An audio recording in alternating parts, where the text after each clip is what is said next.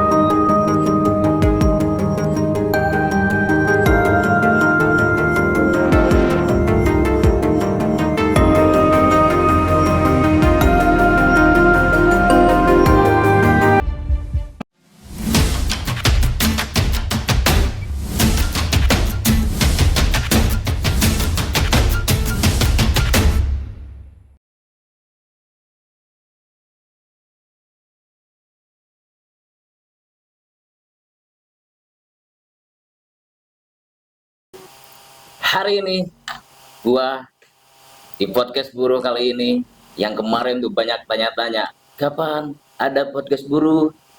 Saat ini gua ngadain untuk bahas perburuan di Kabupaten Cianjur. Untuk tema saat ini adalah perjuangan UMK 2024 yang kemarin buruh-buruh berjuang untuk memperjuangkan UMK 2024.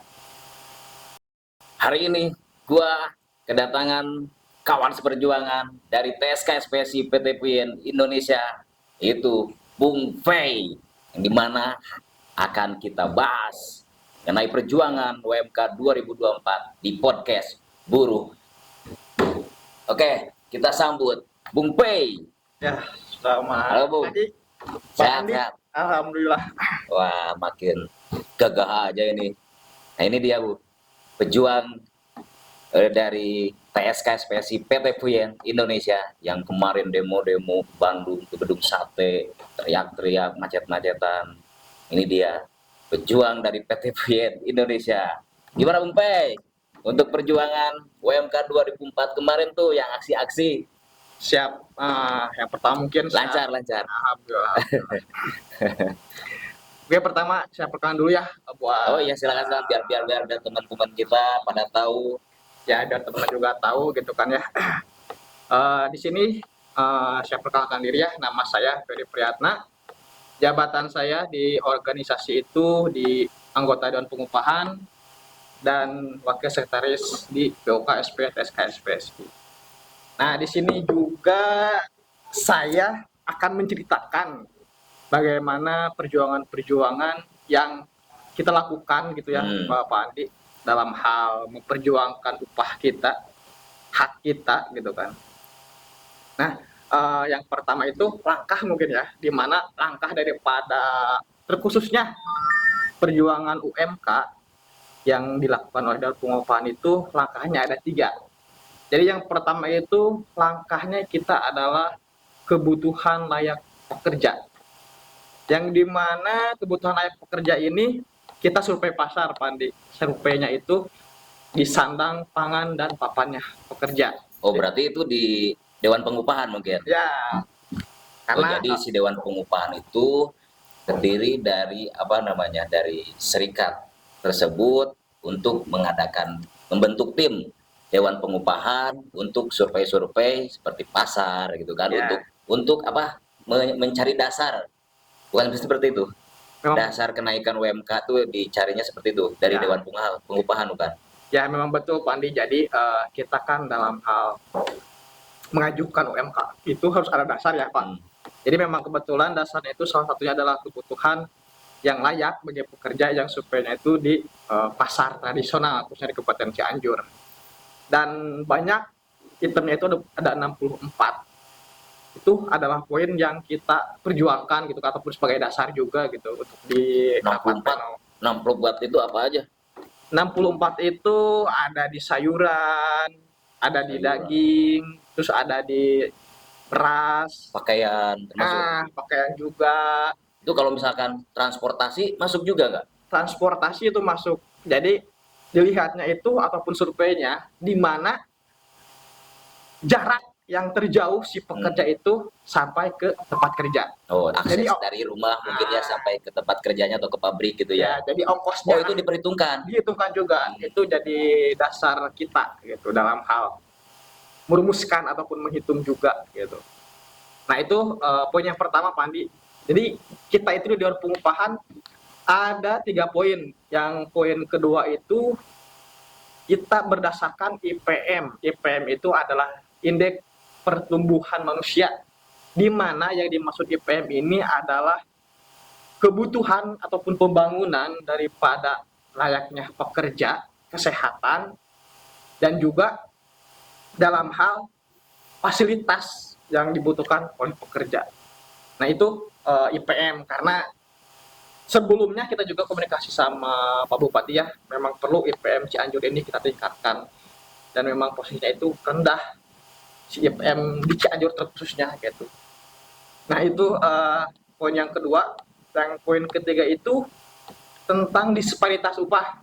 Disparitas upah ini adalah di mana ada selisih antara upah kabupaten tetangga Cianjur ya. Kita ambilnya itu Sukabumi sama Bogor. Yang kota terdekat mungkin ya. Yang terdekat. Jadi kan Jadi untuk patokan mungkin ya, Bung ya. Ya, jadi kita lihatnya itu selisih di mana nggak jauh beda lah kita sama Sukabumi gitu kan ya dalam hal beli gorengan misalkan contohnya ya. Kita gorengan beli 1.000 Combro. ya coba bisa gitu kan. Tapi kan combro 1.000, 2.000. Goceng 2 ya nama. Ya, jadi mahal kan. Nah, jadi salah satunya misalkan satu gorengan itu kan harganya sama gitu kan. Cuman bedanya itu si kecil sama besarnya gitu kan. Itu yang menjadi gambaran kita dalam hal data gitu kan ataupun pengembangan dalam hal rumus untuk kenaikan upah. Jadi selisihnya itu kemarin kita hitung gitu kan ya sama tim di Dewan Pengupahan gitu. Adanya di 1,6.050.430. Itu yang tertinggi, selisih terendahnya itu ada di kisaran 405.042,3 rupiah. Nah itu Pandi beberapa poin yang Dewan Pengupahan atau tim Dewan Pengupahan daripada PSKS PSI adalah 3 poin tersebut langkah-langkahnya. Oh, jadi itu sebagai acuan atau dasar untuk perjuangan untuk mencari untuk apa kenaikan upah tersebut. Oh, seperti itu. Ya. Jadi gini Bung, saya kira UMK misalkan setiap tahun itu kan buruh menuntut haknya kan. Ya. Saya kira itu untuk menuntut hak tersebut tidak tidak usah seperti ada yang dimaksud tadi Dewan Pengupahan gitu kan. Jadi langsung aja kita demo gitu kan. Enggak lah Pak. Jadi salah satunya Dewan Pengupahan ini adalah salah satu cara merekomendasikan upah di mana bupati itu ntar ditandatanganinya ada dasarnya di Dewan Pengupahan. Karena Dewan Pengupahan ini juga kita tidak cuma serikat pekerja gitu kan. Ada dari asosiasi pengusaha. Ada beberapa unsur mungkin ya. Ada beberapa unsur asosiasi pengusaha yang kita sering dengar itu katanya Apindo ya. Itu ada kumpulan asosiasi pengusaha di setiap kabupaten ataupun kota itu ada. Nah terus ada juga dari akademisi. Bukannya Apindo sama buruh itu atau sama serikat selalu bertentangan? Nah itu sih memang itu udah jadi budaya, mungkinnya bisa disebut budaya gitu kan, karena perselisihan yang sering terjadi setiap tahunnya gitu. Tapi di sisi lain juga kita itu memang ya harus mengutamakan investasi juga ya terus kabupaten. Tapi kita juga perlu kesejahteraan buruh dalam hal kenaikan upah ini juga. Jadi saling berkesinambungan dan jangka panjangnya ada cita-cita kita. Fokusnya itu kita yang asalnya berselisih ataupun misalkan debat argumen di forum, impian saya gitu kan ya, kemungkinannya dan pinginnya itu kita bisa bersinergi untuk jangka panjangnya. Karena Hmm. ini bukan kepentingan pribadi gitu kan, bukan kepentingan organisasi atau bukan untuk kepentingan individu gitu Jadi kan ya. intinya mencakup untuk keseluruhan. Ya, karena upah ini bisa Bagus itu. dirasakan oleh Kabupaten Cianjur semuanya. Iya. Nggak ada PT-PT yang diabaikan atau apa, karena ini dirasakan oleh semua PT, semua pekerja yang ada di Kabupaten Cianjur. Gitu. Itu impian daripada kita Nah, supaya bisa bersinergi. Untuk Ya. di Dewan Pengupahan hasilnya apa tuh? Yang setelah Dewan Pengupahan itu terdiri dari berapa tim sih? Misalkan Jadi dari TSK-SPSI ya, PT ya. Puyen, itu ada Dewan Pengupahannya itu ada berapa tim atau gimana? Jadi di TSK-SPSI ini kita mempunyai 4 kursi. Oh gitu. Oh Nah, jadi ada jatahnya mungkin atau ya gimana? ada aturan ataupun dasarnya juga gitu untuk satu kursi tersebut.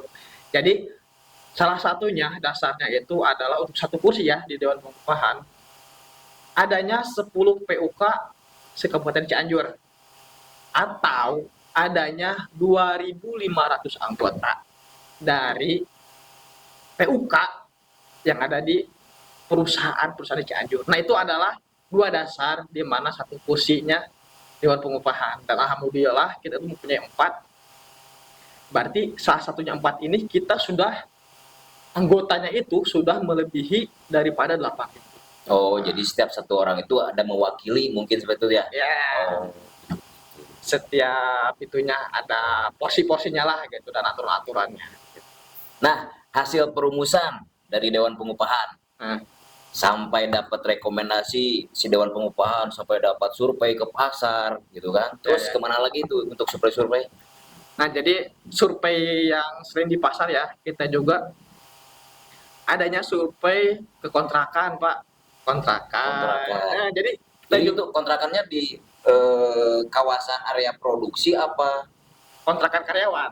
Oh, jadi si Ah, perusahaan mungkin udah menyediakan atau gimana? enggak, jadi gini, kan dalam hal 64 item itu surveinya itu ada juga di bayar kontrakan si pekerja per bulannya. Oh, begitu.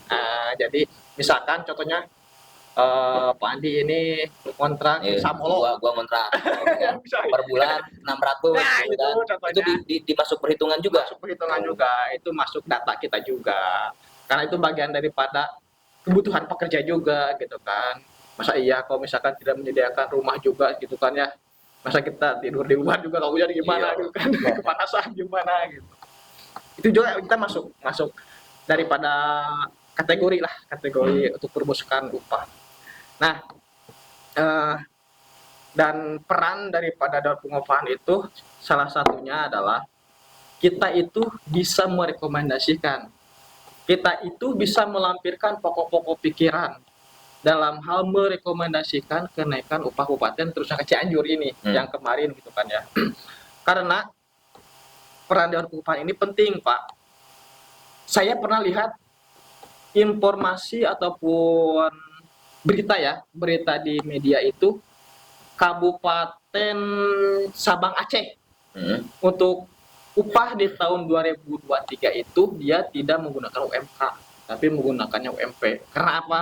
Karena si pejabat yang ada di kabupaten tersebut tidak bisa merekomendasikan karena Si tidak ada Dewan rapat. Pengupahannya Karena tersebut. tidak ada pengupahan. Jadi dia tidak ada dasar. Oh, jadi si Dewan Pengupahan itu dari tiap kabupaten kota itu ada perwakilannya. Ada, Oh, harus ada. Kalau tidak ada, ya berarti dia di kabupaten ataupun kota tersebut ya yang ada di provinsi di Indonesia itu dia nggak bisa menggunakan UMK tapi UMP yang lebih kecil gajinya. gitu. Gitu. Nah, Jadi, untuk hasil tadi nih yang setelah untuk survei-survei itu kan dapat hasilnya yang ya, setelah dirumuskan apa yang tadi sudah sama ada unsur Apindo, Ya. unsur pemerintahannya Ya. mungkin gitu kan. akademisi juga. Nah, itu gimana tuh bisa dijelaskan secara lebih detail agar teman-teman juga bisa mengetahui gitu kan perjuangan yang sebetulnya itu seperti apa gitu kan. Ya, jadi kita waktu rapat pleno di pengupahan itu alhamdulillah ya khusus di rapat lo yang tahun sekarang gitu kan. Yang tahun sebelum-sebelumnya itu kita langsung walk out gitu kan ya.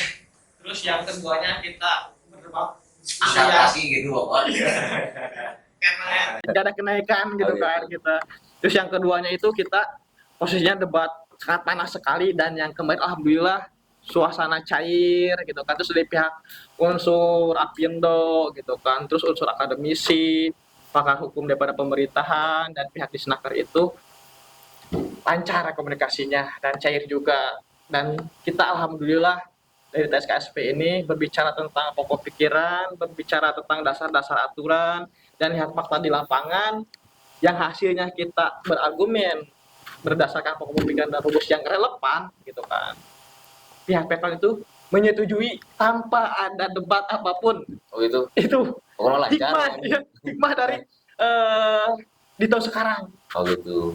Jadi Berarti alhamdulillah perjuangan di tahun sekarang itu agak apa namanya menguntungkan untuk bagi buruh mungkin ya gitu. alhamdulillah gitu. Jadi yang mungkin gitu kan kesadaran dari beberapa stakeholder yang ada di pengupahan itu sudah melek mungkin gitu kan ya, dan juga perlunya si pekerja ini sejahtera dan Ya. punya juga investasi. Kita saling membutuhkan lah antara pengusaha dan juga pekerja itu saling berkesinambungan gitu. Jadi harus saling mengerti dan memahami lah. Ya, dan itu sudah terbukti. Nah, sekarang. untuk hasilnya itu pada saat disetujui atau misalkan dari pemerintahan, Ya. Apindo itu menghasilkan ada angkanya. Kemarin itu alhamdulillah ada di angkanya itu kenaikan terkhusus daripada dana pengupahan di Cianjur ya, ada di 14%. 14%. Kalau diuangkan itu di kisaran 405.583 rupiah. Itu 14%. 14%-nya dari UMK Yang sebelumnya berapa? Yang sebelumnya berapa itu UMK-nya?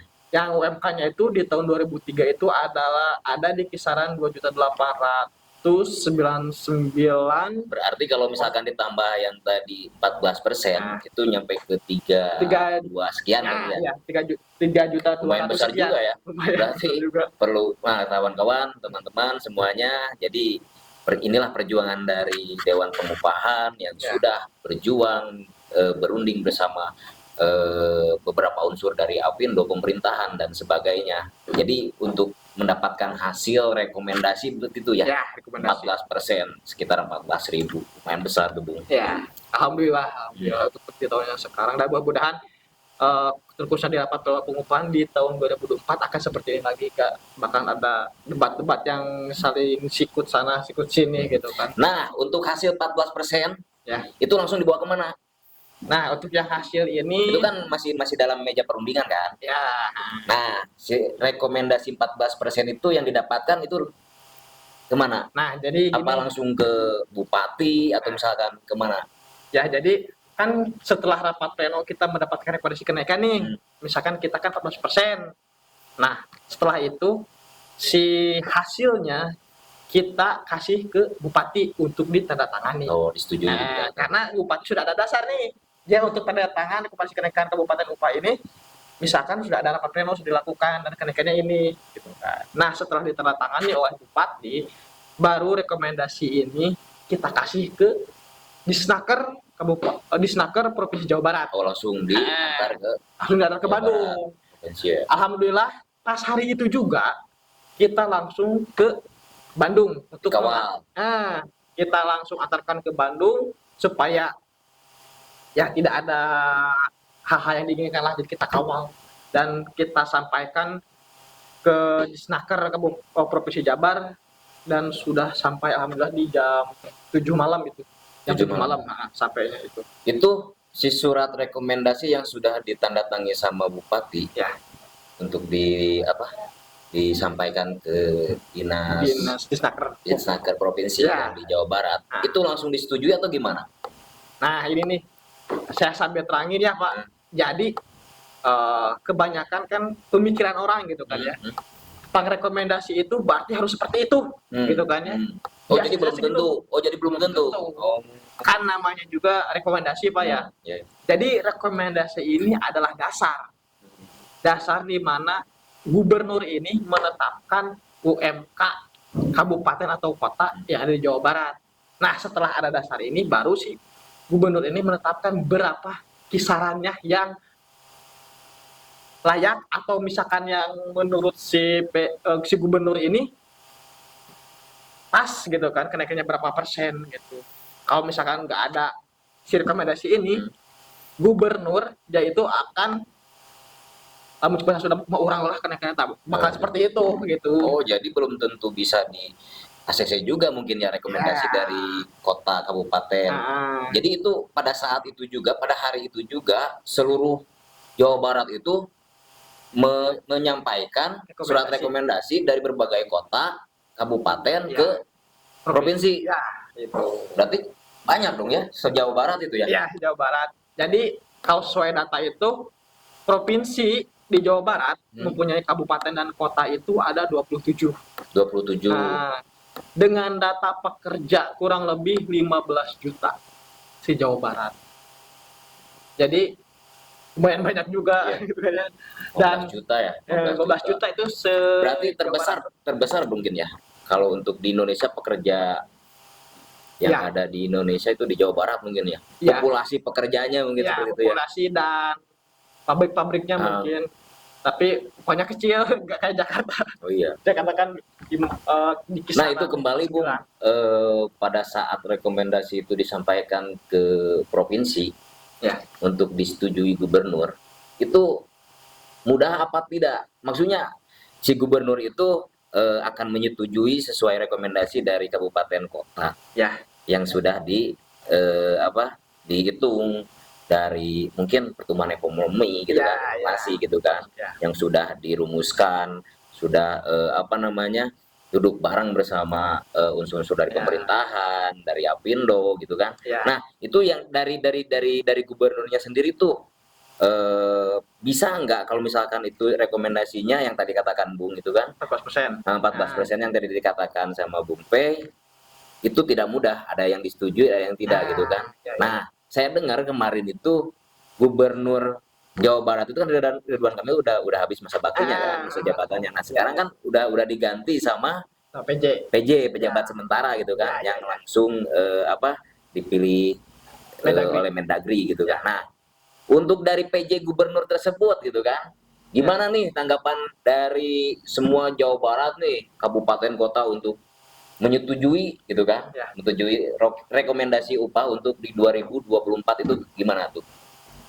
Ya, jadi sebenarnya gitu ya, yang namanya PJ itu kan sementara ya.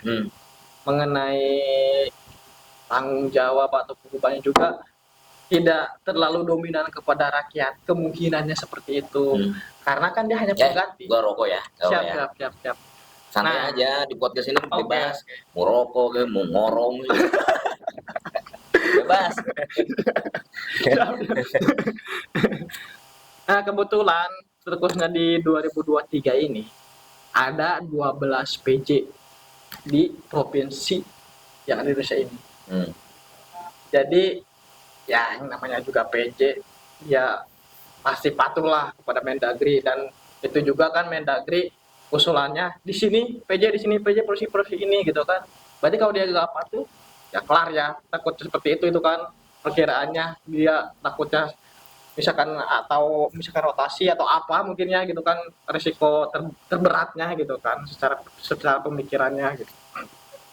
Nah, jadi susah juga karena si namanya pejabat negara ini dia pasti tidak akan menolak perintah daripada Mendagri, karena Mendagri ini adalah orang yang bisa memutuskan rotasi atau berhenti. Jadi susah. Intinya hasil kemarin rekomendasi yang dikirimkan oleh Kabupaten Jawa Barat, seluruh Jawa Barat itu hasilnya gimana? Ditolak apa disetujui? Kebanyakan tolak. Oh, pantesan. Oh, yang waktu kemarin demo buruh gitu kan, se-Jawa Barat turun ke Gedung Sate. Oh, itu ya, salah satunya ya, alasannya buruh kenapa gitu. Mungkin nggak disetujui oleh PJ Gubernur tersebut gitu kan. Jadi sebuah bentuk kekecewaan mungkin dia untuk buruh gitu kan. Karena kita juga di Cianjur, Pak, pernah PJ juga waktu Bupati seperti itu. Karena kita pernah merasakan waktu di tahun 2021 kalau nggak salah. Jadi di sini nih sebelum yang sekarang menjabat bupatinya itu adalah PJ dan kita juga pas waktu itu rekomendasi daripada kenaikan UMK Cianjur ini kita bolak-balik 6 kali ke Cianjur, Bandung. 6 kali. Ada rekomendasi itu Kok bisa? Maksudnya gitu gimana? Bisa bolak-balik karena ada rekomendasi yang 8%, ada yang masih 0%. Jadi kita nggak boleh ada 2 rekomendasi untuk kenaikan. Jadi harus ada 1. Nah, di tahun kemarin itu ada 2 rekomendasi kenaikan. Kok bisa gitu? Bisa berubah-ubah rekomendasinya. Jadi yang sebetulnya itu yang mana? Yang 0% yang awalnya mah. Oh, jadi gak ada kenaikan. Yang awalnya mah yang di tahun 2020 itu. Jadi gak kenaikan. Nah, karena kita pernah kejadian seperti itu khususnya di Kabupaten Cianjur, sekarang PJ juga gitu kan di gubernur gitu kan ya. Nah, kemungkinan terburuknya jadi seperti itu dan kenyataan juga gitu kan seperti itu, penolakan daripada PJ gubernur ini, rekomendasi yang ada di tiap Kabupaten Cianjur ditolak. Nah, itu jadi salah satunya bentuk kekecewaan buruh itu yang pertama ditolaknya rekomendasi untuk kenaikan. Jadi yang rekomendasi 14% itu ditolak mentah-mentah sama PJ gubernur, bukan begitu? Iya. Wah, pantas aja tuh. Dan kenaikannya itu khususnya di Cianjur itu cuma 0,50%. 0,50%. 50%. Jadi itu? Kalau diuangkan itu di kisaran Rp21.873. 20.000 anjing. Aing nu ngontrak ya. Kos-kosan genep 100.000 UMK tahun hareup tur naik 21.000 anjing. Nomok gede atuh beureunan. Asli Pak, atuh sembako ge naik atuh kumaha.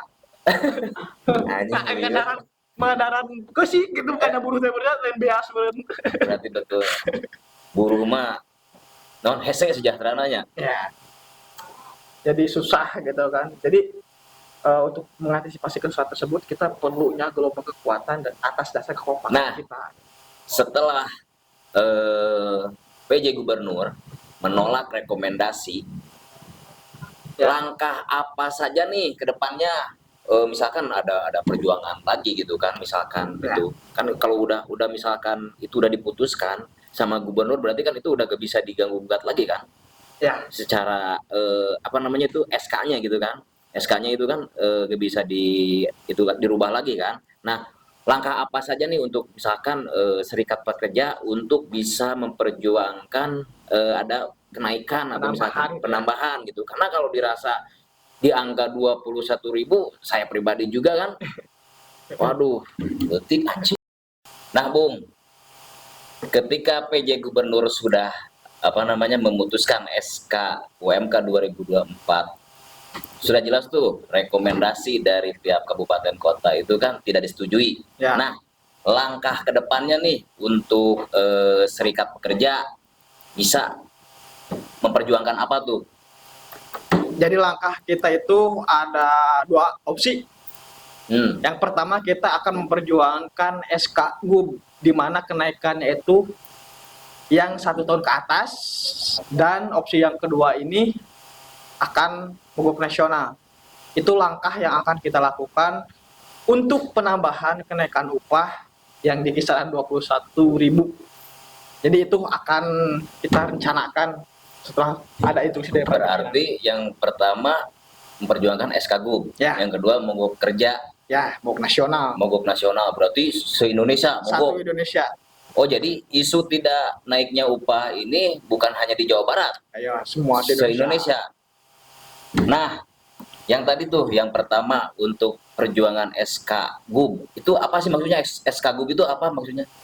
Jadi SK GUB ini adalah di mana ada kenaikan upah untuk 1 tahun masa kerja si pekerjanya itu lebih itu yang sudah diberlakukan di gubernur, enggak maksudnya diputuskan gubernur sebelumnya yang masih Ridwan Kamil mungkin yang masih Ridwan Kamil. Dan kebetulan SK GUB ini ternyata cuma ada di Jawa Barat. Jadi di provinsi yang lain itu belum ada. Oh, jadi tidak diberlakukan di provinsi lain. Jadi cuma di Jawa Barat. Dan ini juga ada peran daripada Dewan Pengupahan Provinsi Jawa Barat dengan mengadakan SK ini. Dengan adanya SK GUB di Jawa Barat, itu awalnya dari mana maksudnya? Kok bisa ada SK GUB gitu kan? Nah, jadi ini kan di Dewan Pengupahan itu ada kabupaten, ada Hmm. provinsi, ada pusat. Nah, kemarin di tahun 2021 itu ada rapat pleno tentang mempertimbangkan di mana supaya ada kenaikan UMK yang sudah dilakukan oleh si gubernur. Jadi lebihnya nih, lebihnya kenaikan upah adanya si SKGUB. Oh, jadi yang tadi Bung katakan, Ya. untuk di tahun 2021 itu tidak ada kenaikan upah 0% yang tadi 6 kali apa bolak-balik Ya, itu. Oh, jadi di sanalah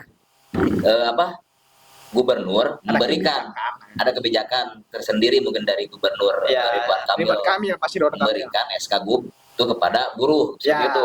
terus di Jawa Barat gitu. Dan itu Berarti itu mah kadedeh berartinya. Kadedeh di gubernur berartinya. alhamdulillah daripada yang sekarang enggak. Saking bagusnya berartinya Ridwan Kamil Alhamdulillah daripada yang sekarang. PJ gubernur. Ya, ya kalau yang PJ. Jadi peran Dewan Pengupahan Provinsi juga sangat berperan penting untuk mensejahterakan pekerja khususnya di Jawa Barat. Yang kita sudah relasikan itu khususnya di Puyen ya, khususnya di sini gitu kan. Dengan kenaikannya itu di 4% sampai 6%. Kalau di PI itu setelah kita berunding ada dikenaikan 102.000. Itu yang dari SKGUB itu 102.000. Tambahannya di luar UMK yang sudah. Berarti yang sebelumnya UMK Cianjur itu berapa? 28 ditambah 2.000 tersebut dari SKGUB. Ya. Jadi kisaran 3 juta kurang 2.000 lah, 5.000 kurang 5.000, 2.000. Nah, untuk di tahun 2024 berarti itu yang akan diperjuangkan Kita akan SKGUB perjuangkan tersebut. Akan perjuangkan itu. Itu opsi yang akan kita lakukan. Nah, saya pernah scroll media sosial di bulan apa ya mengenai SKGUB tersebut itu kan bukannya digugat oleh Apindo. Ya. Nah itu gimana? Ya, jadi atas dasar karena hanya Provinsi Jawa Barat yang adanya SK gitu kan, dan yang namanya Apindo mungkin pasti keberatan lah kalau upahnya naik gitu kan, dibuatlah ke PT UN. Pengadilan. Ya, Pengadilan Tata Usaha Negara. Di mana itu? Di Bandung. Di Bandung. Dan kita lakukan juga aksi penggugatan daripada pihak Apindo tentang sambil demo juga. Ya, kita juga aksi waktu itu dan alhamdulillah hanya TSK SPSI ataupun KSPSI Jawa Barat yang melakukan perjuangan itu. Dan alhamdulillah penolakannya itu di PT UN oleh Apindo itu sudah 4 kali. Dan 4 kalinya alhamdulillah SPSI khususnya Jawa Barat kita menang. Oh, jadi serikat SPSI menang atas tuntutan dari Apindo mengenai SKGUB tersebut. Ya, supaya itu dijalankan. Nah, untuk di 2024 sekarang, tahun depan, ya, itu SKGUB itu bisa dijalankan enggak?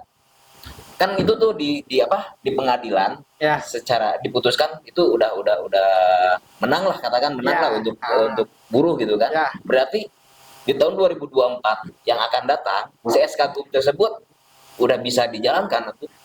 Ya. Jadi gini, yang namanya SKGUB gitu kan ya, SK Gubernur untuk kenaikan upah di atas 1 tahun itu berlakunya hanya 1 tahun. Jadi kalau misalkan untuk tahun selanjutnya pengen ada SKGUB itu, si gubernur yang sekarang jadi PJ itu harus bikin lagi. Gak bisa kita realisasikan si SKGUB yang sebelumnya ada. Berarti harus dibuatkan lagi sama PJ gubernur. Nah, rekomendasi dari kabupaten se-Jawa Barat juga kan itu nggak disetujui sama PJ kan. Nah, untuk SKGUB ini apakah PJ akan membuatkan lagi atau gimana? Ini acuannya ke rekomendasi aja kan, nggak disetujui sama PJ gitu kan. Nah, untuk SKGUB ini untuk diberlakukannya di bulan di tahun yang akan datang itu kira-kira si PJ bakal ngeluarin atau enggak? Pokoknya kita TSK SPSI khususnya di Kabupaten Cianjur akan berjuang semaksimal mungkin dengan opsi kenaikan di luar UMK tersebut. Masalah hasil, masalah pencapaian itu kita kembalikan kepada ridho Allah SWT.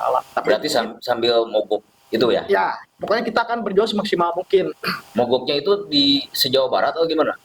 Se-Jawa Barat kemungkinan Jawa Barat dulu aja. Karena mogok kerja jadi nggak kerja semua gitu. Ya, aur-auran semua kabupaten yang ada di Jawa Barat. Jadi tiap kabupaten para buruh melakukan aksi mogok. Ya, mau kerja. Itu tujuannya di daerah masing-masing atau ke gedung Ya, sate? di daerah masing-masing atau di gedung sate juga, di gedung sate juga bisa. Kemungkinan ntar kita menunggu instruksi aja dari pimpinan. Kapan itu? Perkiraannya itu ada di tanggal 15 perkiraannya. Tanggal 15 Bulan sekarang. akhir tahun ini. Nah, perkiraannya gitu.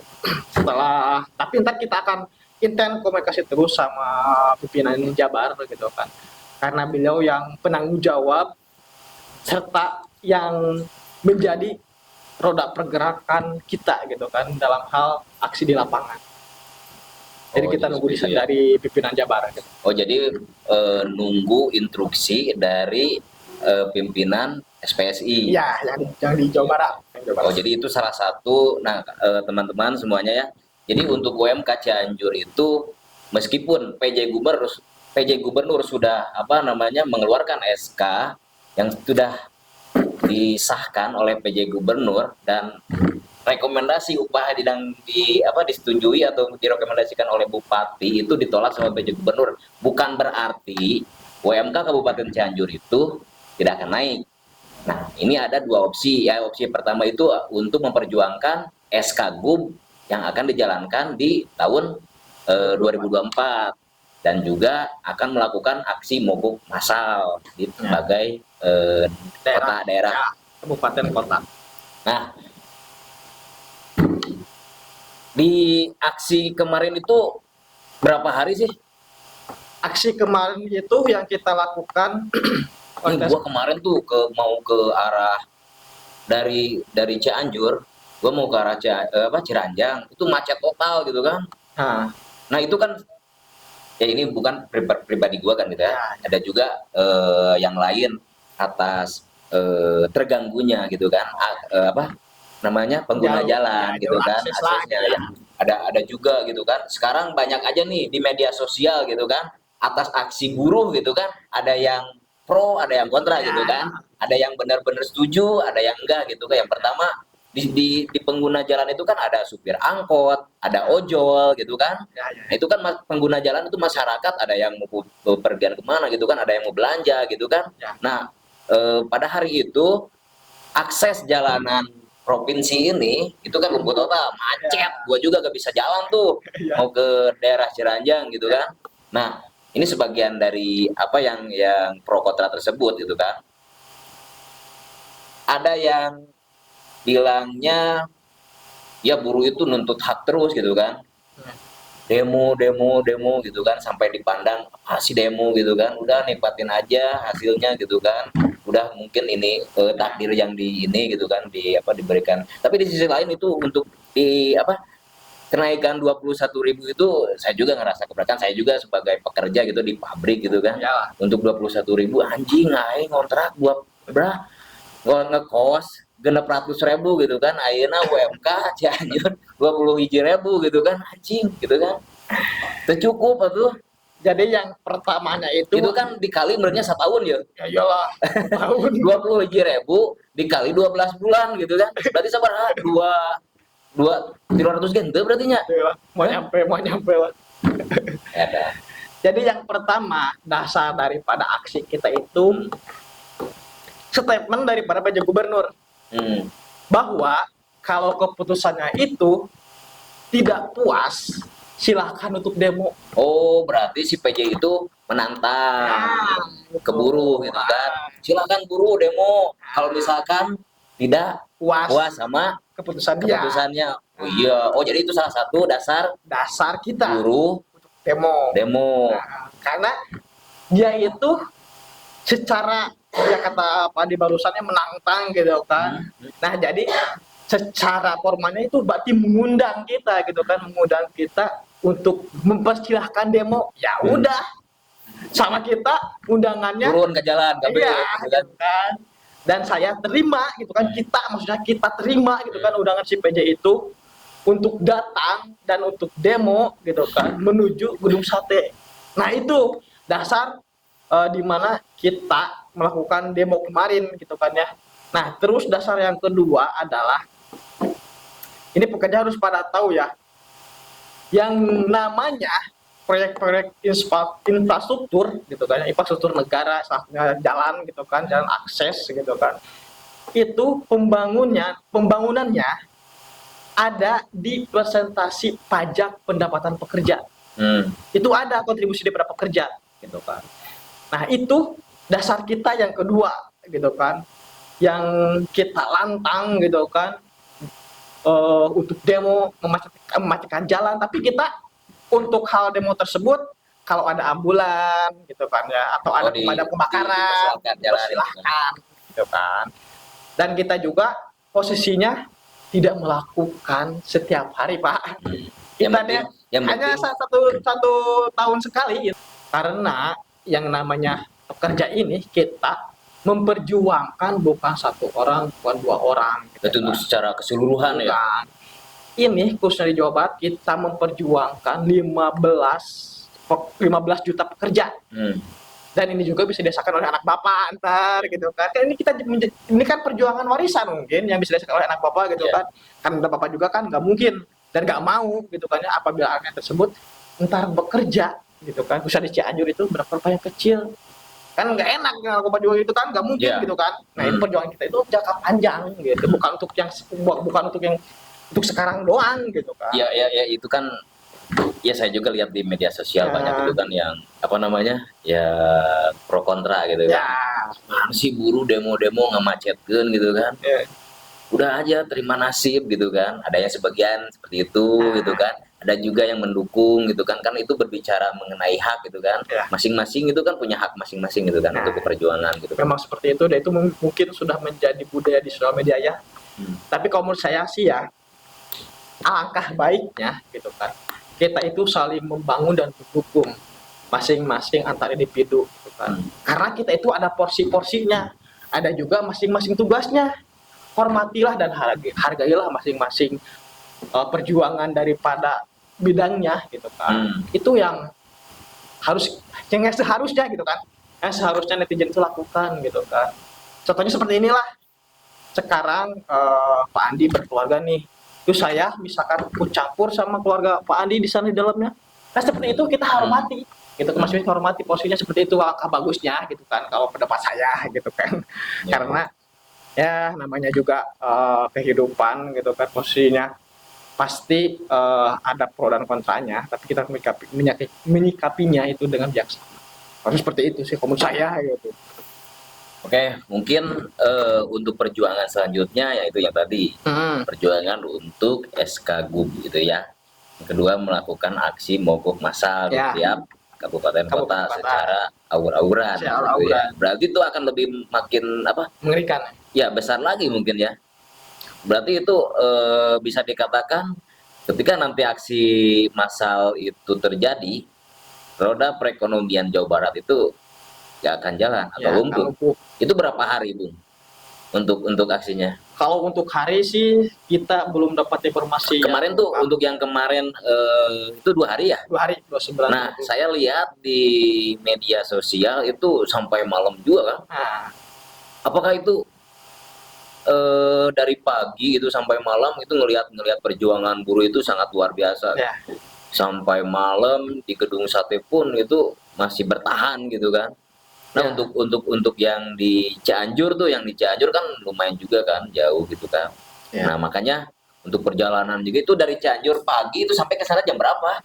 Ya, jadi rekor mungkin Pak ya. Khususnya di Cianjur ini yang kemarin tanggal 29 itu kita perjalanan dari PT PYI sampai gedung sate itu 14 jam.